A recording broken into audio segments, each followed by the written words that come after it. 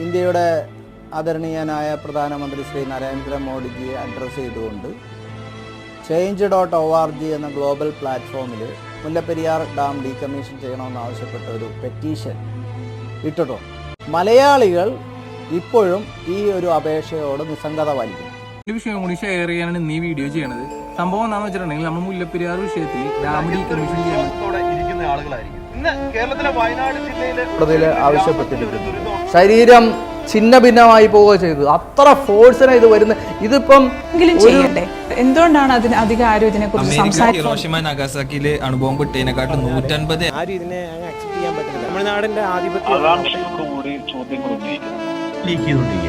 പല സ്ഥലങ്ങളിലും വെള്ളം ജീവൻ ഇല്ലാതായിരിക്കാം. ഈ ഒരു വലിയ ദുരന്തം കേരളം തീരും.